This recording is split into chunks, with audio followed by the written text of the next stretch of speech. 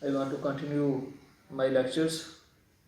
pertaining to Punjab Tenancy Act 1887. Section 35 Relinquishment by tenant for fixed terms कि जो एक tenant है fix term के लिए रखा जाता है तो उसको कैसे रिलिंक्विशमेंट किया जा सकता है, या आज खुद टेनेंट कोई कॉन्ट्रैक्ट करता है तो वो खुद छोड़ जाता है उस अपने टेनेंसी पीरियड को।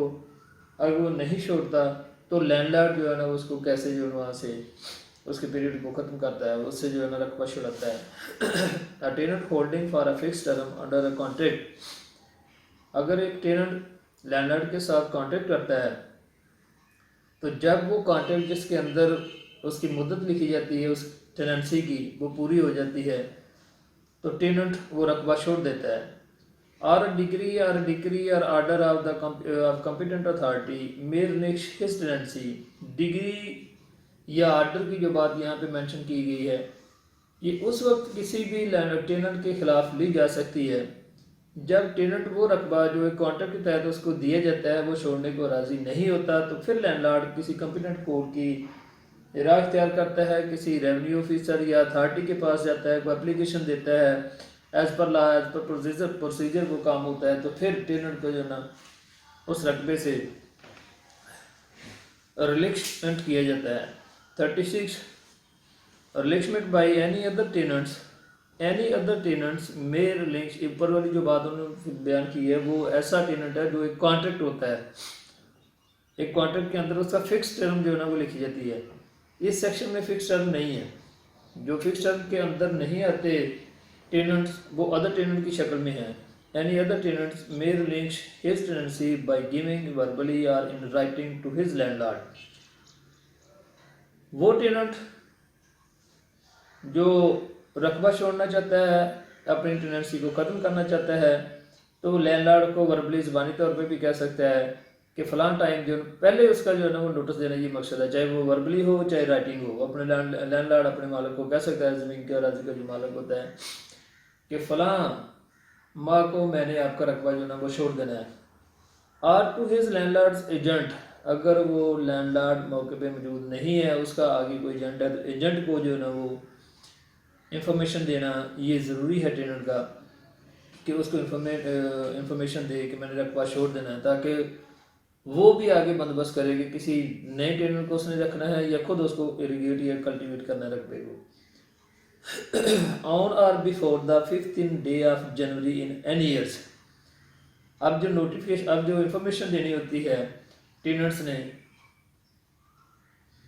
जनवरी के 15 डेज, साल के जनवरी के जो 15वां जो दिन होता है उस दिन तक जो है ना उसको इंफॉर्मेशन देनी होती है। Notice of his intention to links at the end of the agriculture years, then अगर उसने in shape of written notice देना है तो एग्रीकल्चर ईयर के जो है ना वो एंड पे दिया जाता है, वो टेनेंट देगा उसको। The tenants may instead of or in addition to giving the notice in the manner mentioned in subsection 1 apply to revenue officers, फिर ये टेनेंट के पास ये भी इख्तियार है कि वो रेवेन्यू ऑफिसर को एप्लीकेशन देगा on or before the date aforesaid to cause the notice to be served on the landlord, and the revenue officer on receiving the cost of service from the tenant shall cause notice to be served as the case may be। Revenue officer को जब application दी जाएगी revenue officer उस application के ऊपर notice issue करेगा landlord को और उसको इतला देगा और उस नोटिस की जो कास्ट होगी वो भी टेनेंट से वसूल पाएगा और उस नोटिस को इशू करेगा लैंडलॉर्ड के नाम पे और उसको हाजिर करेगा और सारी बातें जो है उस एप्लीकेशन के अंदर जो टेनेंट दी होंगी अपनी टेनेंसी के हवाले से कि मैं ये अपनी टेनेंसी ख़त्म करना चाहता हूँ उसकी बाबत जो लैंडलॉर्ड को बताएगा। अगर लैंडलॉर्ड समझता है कि मेरा कुछ एरियाज बकाया इसके ज़िम्मे है तो फिर उस एप्लीकेशन को कंटेस्ट करेगा, अदरवाइज उसको एक्सेप्ट करेगा और रकबा उसका जो है ना वो रिलीज हो जाएगा। If the tenant does not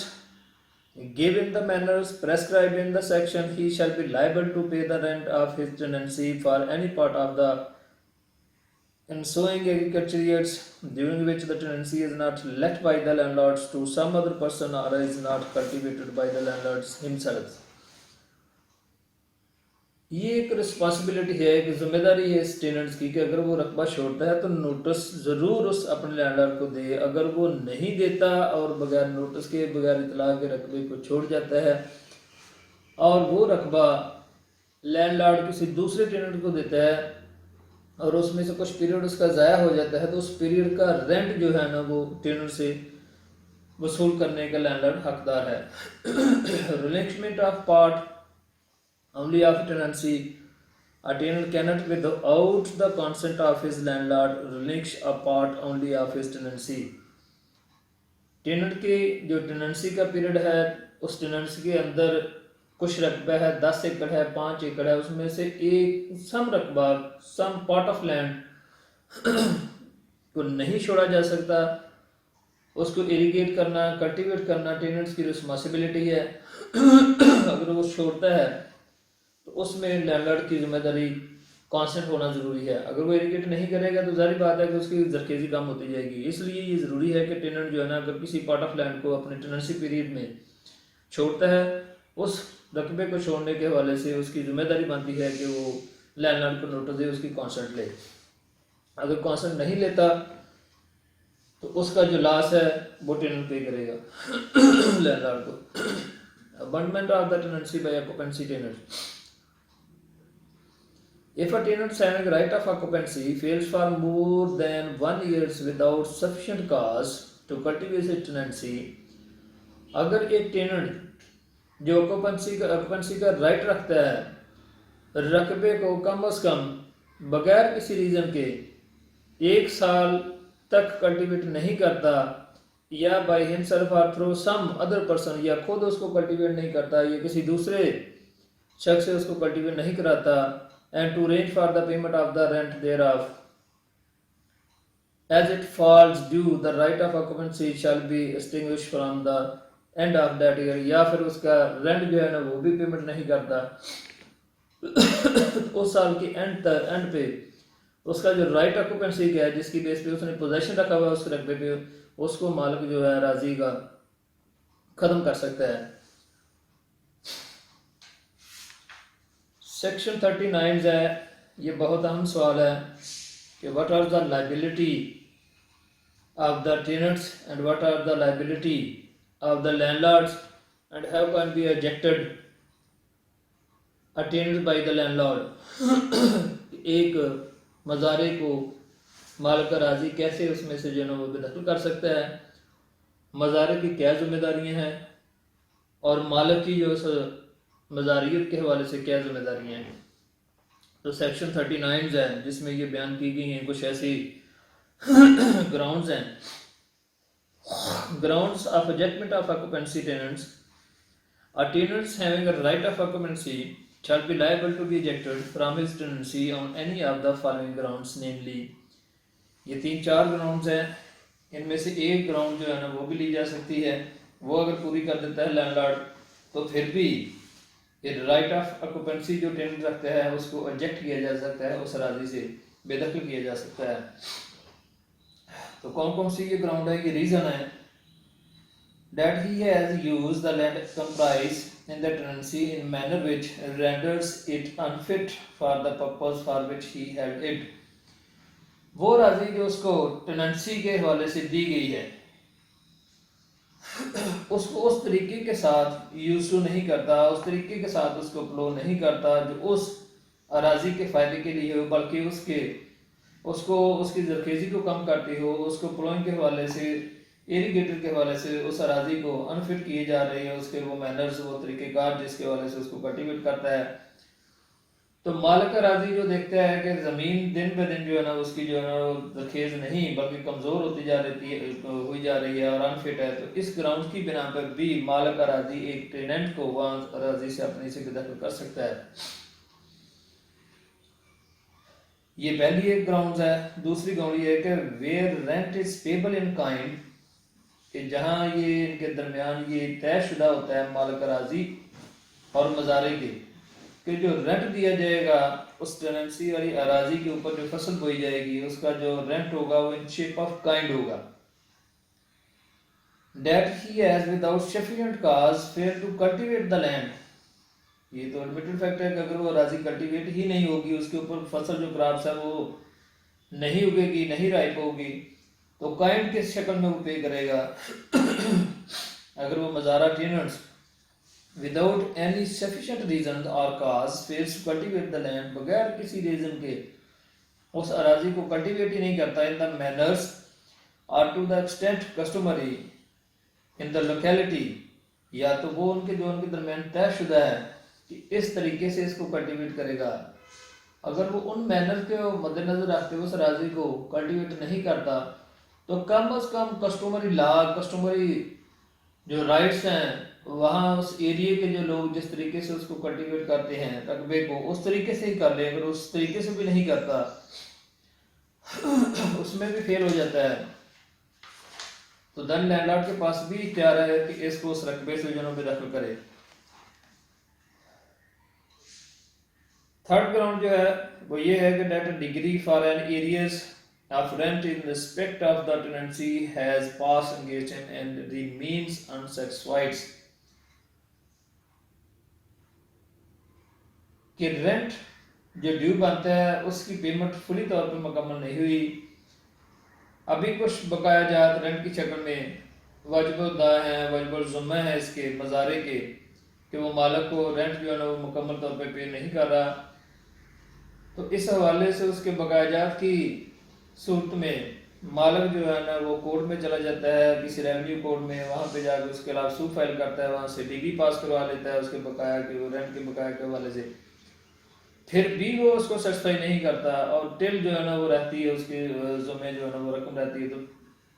फिर भी मालिक जो है ना उस आर्डर के थ्रू, उस कोर्ट डिग्री के थ्रू जो है ना वो टेनेंट को रकबे से बेदखल कर सकता है। सेक्शन 40 है grounds of rejectment of tenant for a fix terms. कुछ ऐसे मजारे होते हैं जो उनको फिक्स टर्म साल पे साल के लिए, 2 साल के लिए, 3 साल के लिए ज़मीन पे रखा जाता है। तो जिन मज़ारों को फिक्स टर्म के लिए रखा जाता है उनकी बेदखली का क्या तरीक़ेकार है, उनको बेदखल करने के लिए कौन सी ऐसी ग्राउंड्स, कौन सी ऐसी रीजंस मालिक जो ना, कौन से ऐसे बहाने मालिक जो ना वो ले सकता है। Tenants not having a right of occupancy, यहाँ पे वो टेनेंट है जो ऑक्यूपेंसी राइट जिसके पास नहीं, जो सेक्शन 5 के तहत जो है ना ऐसे टेनेंट के पास होता है जो ऑक्यूपेंसी राइट रखते हो। A tenant not having a right of occupancy but holding for a fixed term under a contract or a decree or order of the competent authority, मगर वो कब्जा टेनेंट जो है ना वो एक फिक्स टर्म के तहत कब्जा रखता है या वो कॉन्ट्रैक्ट के तहत रखता है जो मालिक और मज़ारे के दरमियान हो, या कोई डिग्री हो, या किसी कॉम्पिटेंट अथॉरिटी का कोई ऑर्डर हो। अगर इन सूरत हाल में वो अराजी पे कब्जा रखता है फिक्स टर्म के वाले से 8 साल, 2 साल, 3 साल के लिए, shall be liable to be rejected from his tenancy at the expiration of that terms। तो जब वो टर्म मुकम्मल हो जाएगी 2 साल की, 3 की या 1 साल की, तो टेनेंट इस बात का जिम्मेदार है कि उस रकबे को छोड़े, अपनी टेनेंसी को कंसीडर करे कि वो खत्म हो गई है। And on any of the following grounds before the expiration thereof, namely, या वो कॉन्ट्रैक्ट 2 साल 3 साल का है, उससे पहले बिफोर द एक्सपायरेशन thereof, उससे पहले भी उस टेनेंट को वहां से बेदखल किया जा सकता है, मगर वो किन कंडीशन में, किस सूरत में बेदखल किया जाएगा, अभी तो टर्म मुकम्मल ही जो है वो पा रही होती। उस पीरियड के अंदर अंदर कौन सी ऐसी रीजन पैदा हो जाती है जिसकी बेस पे एक जो टेनेंट है फिक्स टर्म के लिए उसको जो है ना ऑब्जेक्ट किया जा सकता है, तो कैसे किया जाएगा, कौन सी ऐसी ground, which ground can be taken by the landlord in order to ejectment of the tenant for a fixed terms from that tenancy। Ground number 1 है that he use the land comprised in the tenancy in a manner which renders it unfit for the purpose for which he held, कि वो राजी जो उसको अरसा 2 या 3 साल के लिए दी जाती है on the base of contract, तमाम मैनर्स, तमाम तरीक़ेकार in order to ploughing of that land has been mentioned by the landlords with the good consent of the tenants, मगर उस मैनर को नहीं अपनाया जाता और टेनेंट्स अपनी मर्जी के साथ उस राजी को फ्लो करता है। अगर वो अपनी मर्जी के साथ करता है या against the wishes, against the manners of the landlords जो उन्होंने कॉन्ट्रैक्ट में लिखे हुए हैं, उस राजी को कल्टिवेट करता है और मालिक राजी ये कंसिडर करता है कि ऐसे तरीक़ेकार से उसकी अराजी जो है ना वो बजाय इसके कि जरखेज रहे अनफिट होती जा रही है। और अभी 1 साल उसने उसको फ्लो किया, 2 साल भी बकाया कॉन्ट्रैक्ट के, तो 1 साल होने पे अगर वो समझता है कि ये ज़मीन नाकस हो रही है तो फिर भी उस फिक्स टर्म के लिए मज़ारे को इजेक्ट जो है ना वो कर सकता है। वो कैसे कर सकता है? वो थ्रू कोर्ट ही करेगा। वहाँ पे ये ग्राउंड उसको प्रूव करनी पड़ेगी लैंडलॉर्ड को कि राजी को अच्छे तरीके से हाथ जो है ना वो कल्टिवेट नहीं कर रहा। सेकंड ग्राउंड है where rent is payable in coins that he has without sufficient cause failed to cultivate that land in the manner the extent customary in the locality in which the land is situate, या फिर उस अराजी को अच्छे तरीके के साथ cultivate नहीं करता या लोकेलिटी के जो लोग वहाँ पे कल्टिवेट करते हैं उनको देख के उनके जो तरीकेकार उसके वाले से भी नहीं उसको जो कल्टिवेट कर रहा, और साथ में जो उसकी रेंट है इन शेप ऑफ काइंड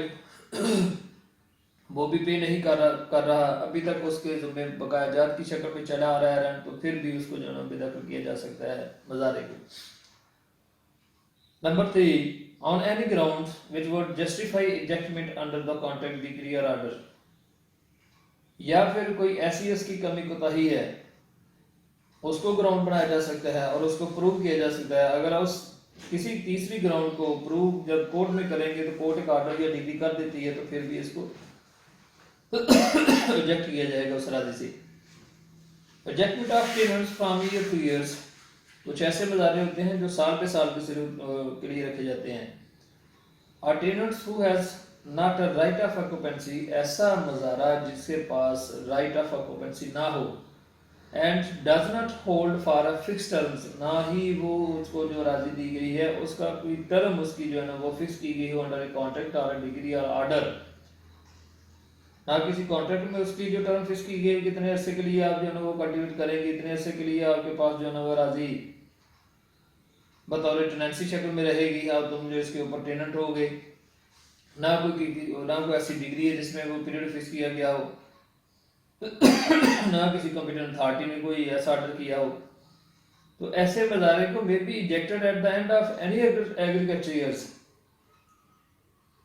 जो साल पे साल पे रखे जाते हैं मज़ारे राजी पे, उसको साल की एंड पे जो है ना वो इजेक्ट किया जाएगा। Procedure on ejectment, what process और procedure can be adopted by a revenue officer in order to ejectment of the tenants. Section 42 क्या कहता है कि restrictions on ejectment, a tenant shall not be ejected otherwise than in execution of decree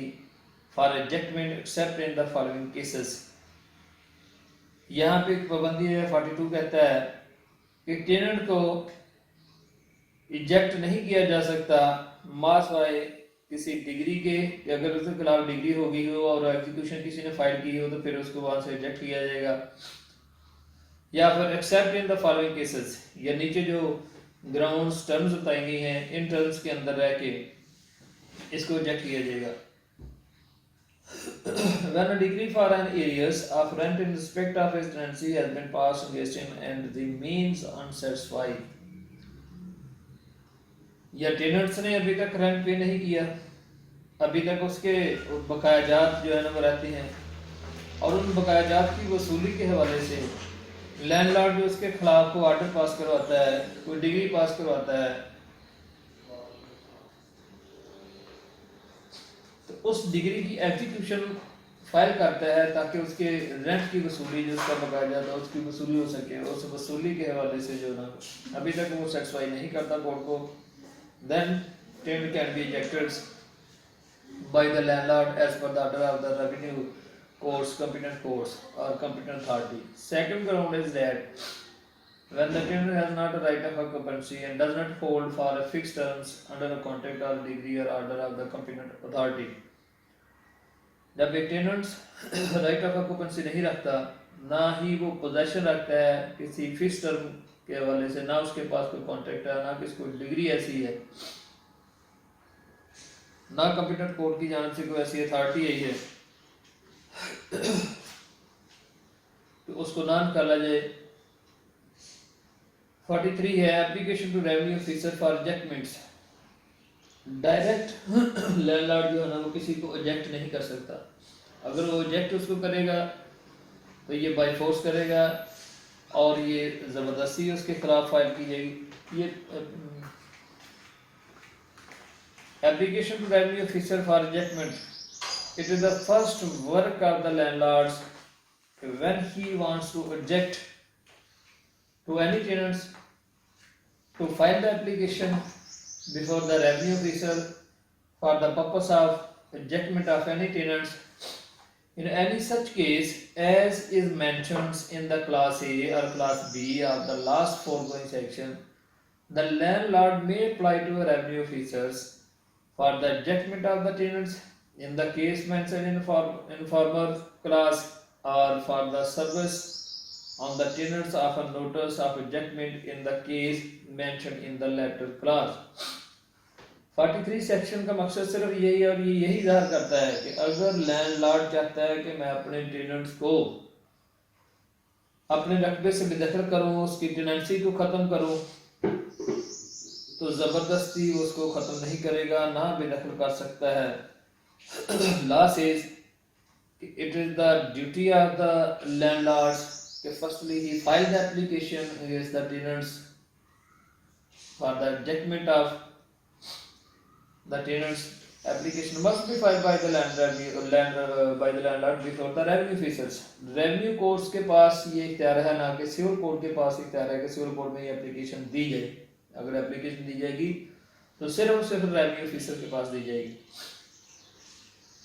Ejectment for failure to satisfy degree for areas of rent on receiving the applications. जब application revenue officer वसूल पाएगा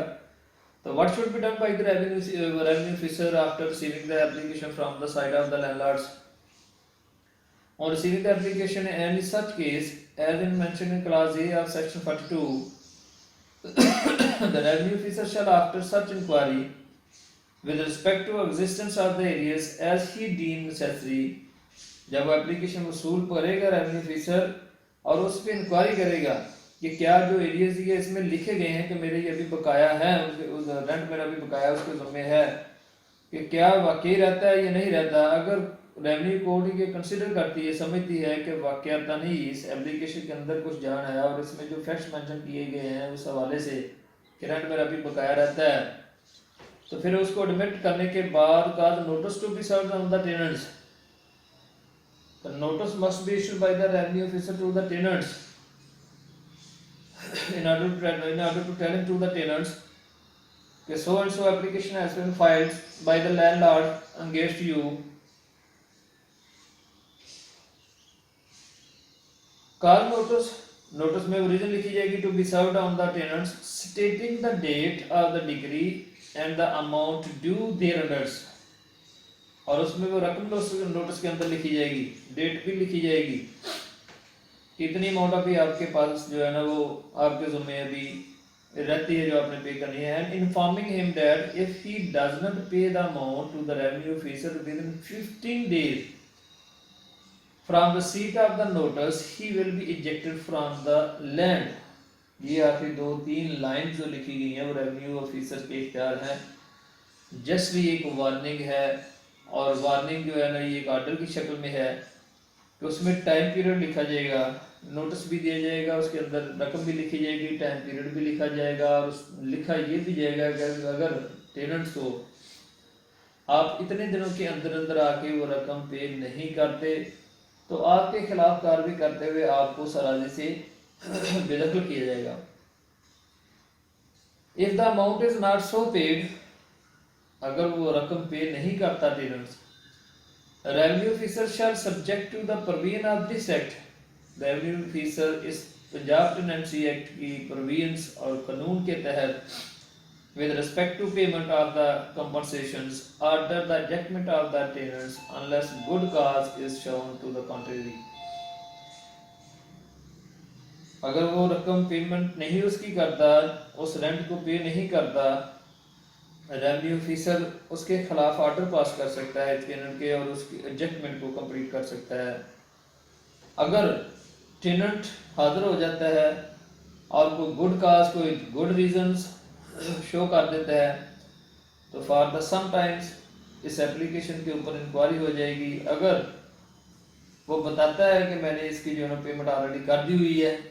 application जो फ्रेवलेस type की है, हकायक पे मुबनी नहीं है, तो रेवेन्यू ऑफिसर के पास ये भी इख्तियार है कि उस एप्लीकेशन को एंटरटेन ना करे बल्कि उसको खारिज करे। अगर वो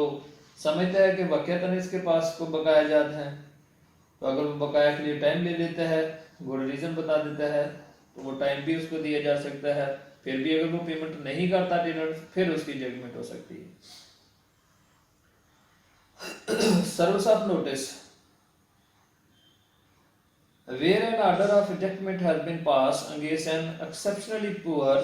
and ignorant tenants, and the only proof of service of notice under this section was that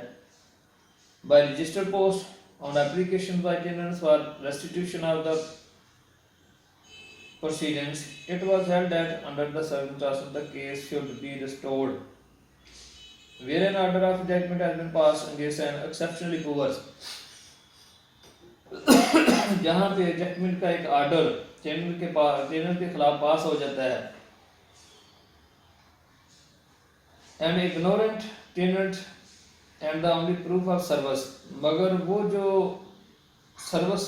जो नोटिस इशू होता है उसकी तमील नहीं होती, टेनेंट्स को पता नहीं चलता। Only proof of service of notice under this section was that by registered post, सिर्फ और सिर्फ ये है कि मैंने उसको नोटिस भेज दिया है, मेरे पास ये रसीद है कि मैंने उसको रजिस्टर्ड पोस्ट जो है ना वो डिलीवरी की है, चिट्ठी जो है ना वो भेज दी है, उसकी सर्विस जो है ना हो गई है। मगर डायरेक्टली कोई आदमी नोटिस लेके उसके पास नहीं गया, उसकी तमील नहीं करवाई गई, तो फिर टेनेंट जो है ना उसके पास भी एक राइट है कि on application by tenant for restitution of the proceedings, अगर उसको किसी तरीके से पता चलता है कि मेरे खिलाफ ex parte proceeding has been passed by the revenue officer for the purpose of adjustment from that land which is under his position through tenancy systems,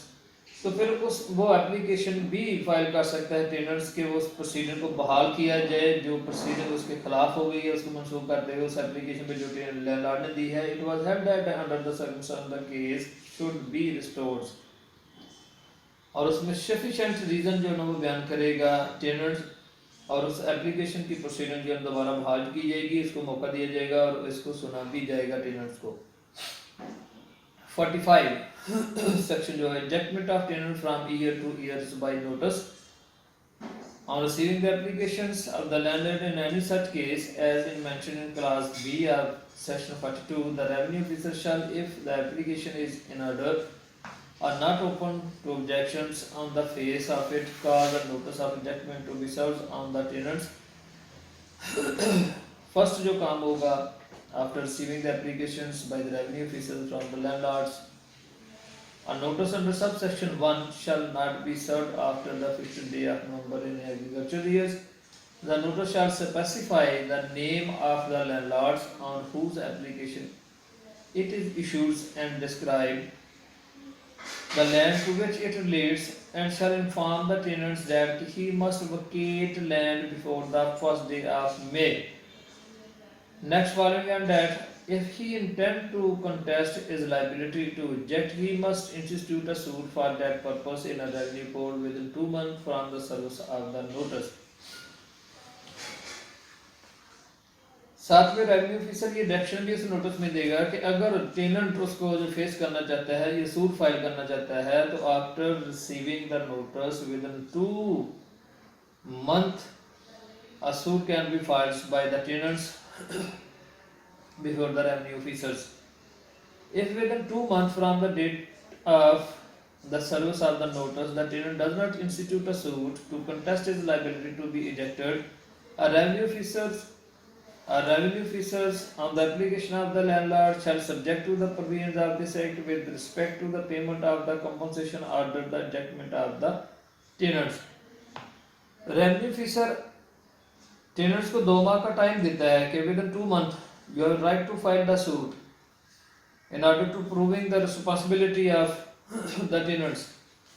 against the landlords. अगर उस पीरियड के अंदर वो सूट फाइल नहीं करता, negligence show करता है, जानबूझकर वो अपनी रिस्पांसिबिलिटी को प्रूव नहीं करता, तो रेवेन्यू ऑफिसर के पास इख्तियार है कि वो एप्लीकेशन जो लैंडलॉर्ड ने